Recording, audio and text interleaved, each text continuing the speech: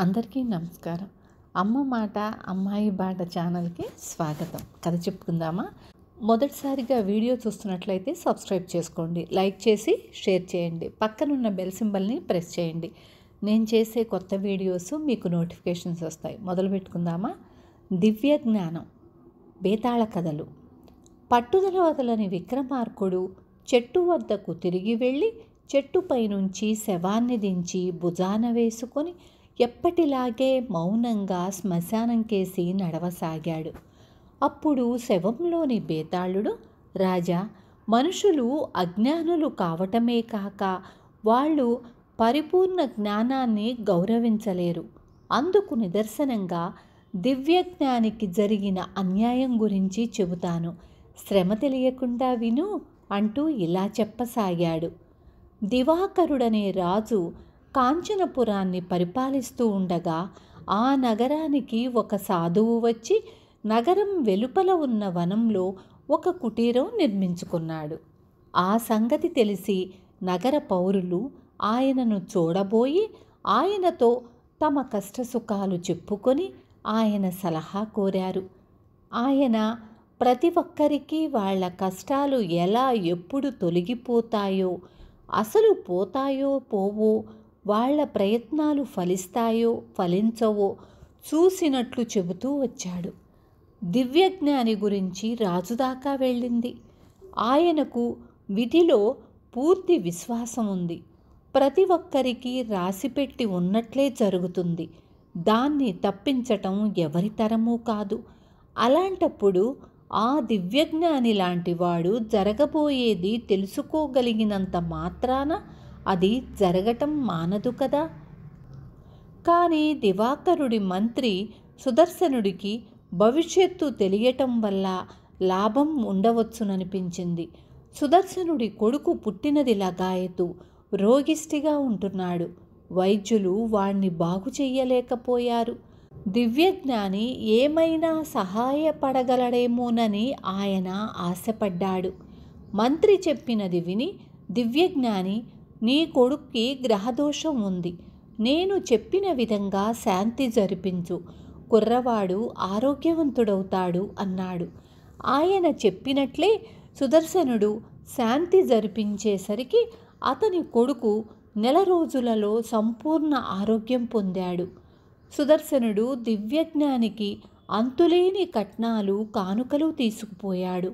అన్నీ విడిచిపెట్టిన వాడికి ఈ బహుమతులు దేనికి నాయనా, నాకేమీ వద్దు అని దివ్యజ్ఞాని వాటిని నిరాకరిస్తూ మంత్రికి ఒక ఔషధాన్ని ఇచ్చి, ఎవరైనా నాగుపాము కరిస్తే వారికి ఆ ఔషధం వేసి బ్రతికించవచ్చునని చెప్పాడు. పాముగండం ఎవరికి ఉంటుందో అనుకుంటూ మంత్రి ఇంటికి వెళ్ళాడు. మర్నాడు ఉదయం మసక వెలుతురులో ఆయన తన ఇంటి నుంచి బయటకు వస్తూ నాగుపామును తొక్కి కాటు తిన్నాడు.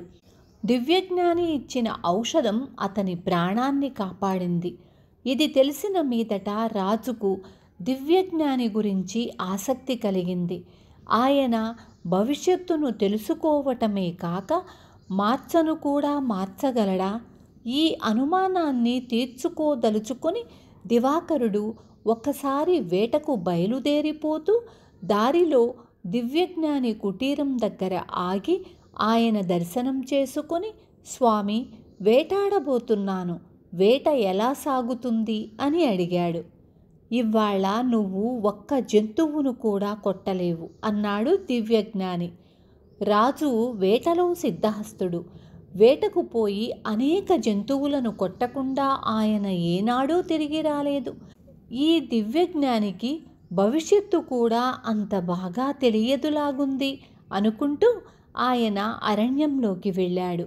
అయితే దివ్యజ్ఞాని చెప్పినది అక్షరాలా నిజమయ్యింది.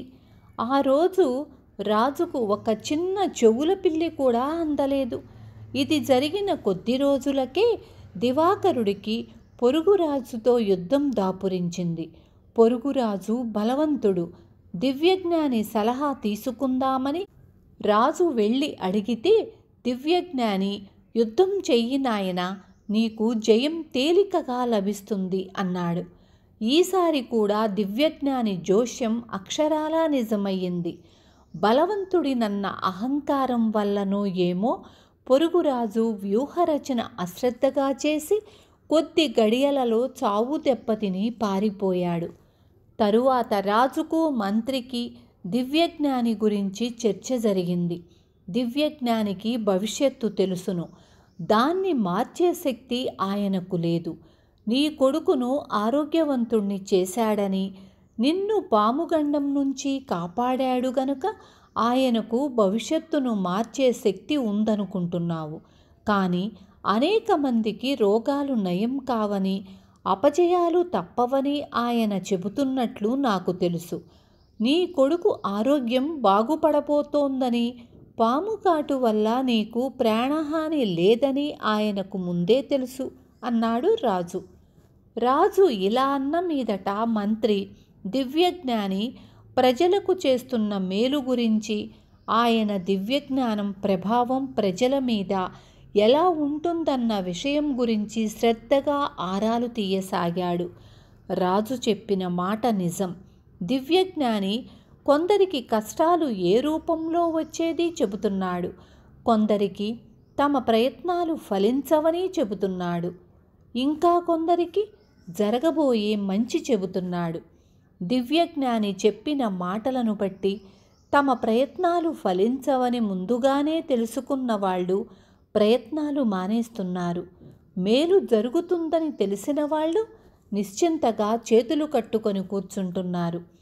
ఈ వివరాలు తెలుసుకున్న మీదట ఆ రాత్రి లోకమంతా నిద్రపోతున్న సమయంలో సుదర్శన మంత్రి 2 ఆంతరంగికులతో సహా దివ్యజ్ఞాని పర్ణశాలకు వెళ్ళి దివ్యజ్ఞానిని నిద్రలేపి రథం ఎక్కమని, ఒక ఆంతరంగికుడి వెంట ఆ రథంలోనే దూరదేశానికి పంపేసి, 2వ ఆంతరంగికుడికి దివ్యజ్ఞానిలాగా జుట్టు గడ్డాలు మీసాలు పెట్టి పర్ణశాలలో ఉంచాడు.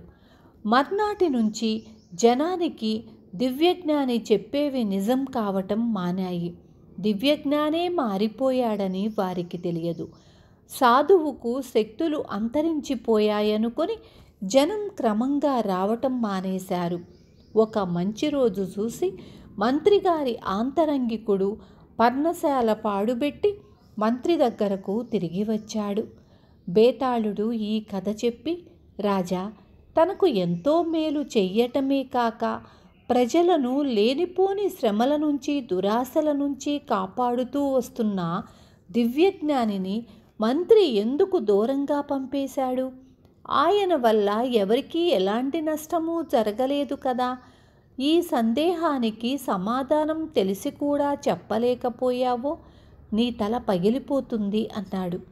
దానికి విక్రమార్కుడు, దివ్యజ్ఞాని భవిష్యత్తును నిజంగా మార్చగలవాడైతే ఆయన వల్ల లాభం ఉండే మాట నిజమే.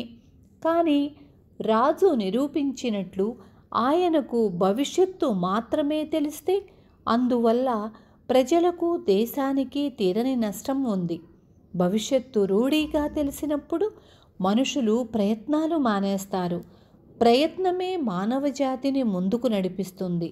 జ్ఞానం అభివృద్ధి కావటానికి విఫల ప్రయత్నాలు కూడా ఎంతగానో తోడ్పడతాయి. విద్య చెప్పే గురువు శిష్యులకు తప్పులు చేసే అవకాశం ఇచ్చి ఆ తప్పుల ద్వారా వారి జ్ఞానం పెంపొందేటట్టు చేస్తాడు. ఊరికే బోధించి పంపే గురువు శిష్యులను విద్యావంతులను చెయ్యలేడు. బోధ ఎప్పుడూ శిక్షణ కాదు. ప్రజలైనా అంతే.